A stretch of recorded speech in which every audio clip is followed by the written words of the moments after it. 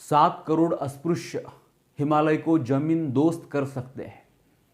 दिनांक 9 मार्च 1924 को मुंबई के दामोदर हॉल में शाम के 4 बजे समाज सेवकों की बैठक हुई।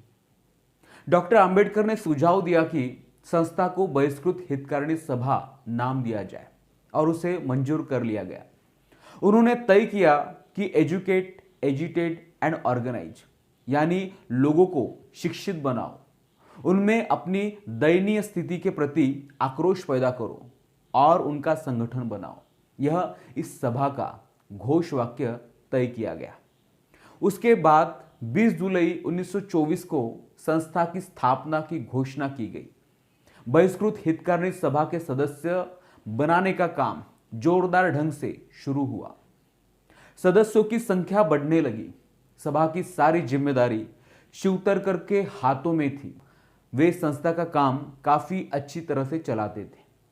पहले श्री नारायण राव स काजरोलकर, सखाराम बुआना काजरोलकर, बालकृष्ण देवरुखकर, शिरसेकर, चांदोरकर, वनमाड़ी, बालू बाबाजी पालवनकर, बोरघरकर आदि सभी चर्मकार समाज के लोग भी बाबा साहेब के ऑफिस में आकर बैठते थे।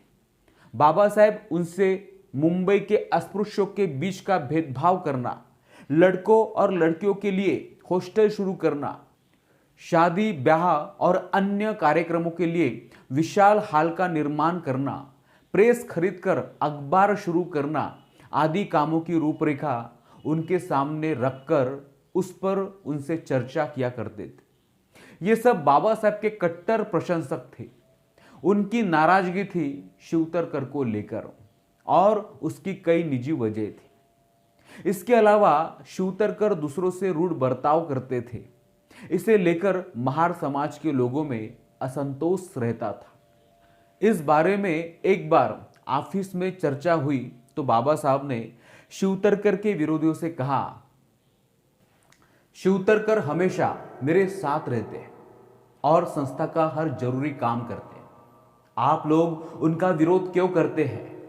मैं हमारे समाज की प्रगति के लिए ईमानदारी और जुटकर काम करने वाला हूं। उसके लिए मैंने इतनी पढ़ाई की।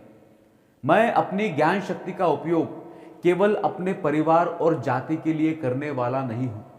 मैं सारे अस्पृश्य समाज के लिए उसका उपयोग करने वाला हूं। इसके लिए मैंने कई योजनाएं बनाई हैं। यदि वह सफल हुई तो अस्पृश्य और स्पृश्य समाज दोनों का भला होगा।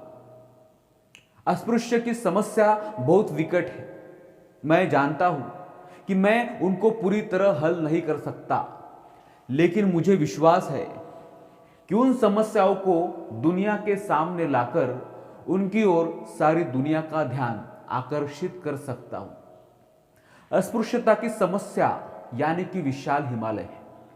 इस हिमालय से टकराकर मैं अपना सिर फोड़ लेने वाला हूं। एक बात आप ध्यान में रखें, इससे हिमालय नहीं ढहा तो भी मेरे रक्त रंजित सिर को देखकर 7 करोड़ अस्पृश्य एक पांव पर उस हिमालय को जमीन दोस्त करने को तैयार हो जाएंगे। उसके लिए प्राणों की आहुति देंगे। लेकिन यदि आप लोग आपस में लड़ते झगड़ते रहे तो मैं ही क्या, भगवान भी इस बारे में कुछ नहीं कर पाएगा। बाबा साहब के भाषण का लोगों पर असर हुआ। वे लोग तब से शिवतरकर से सहयोग करने लगे।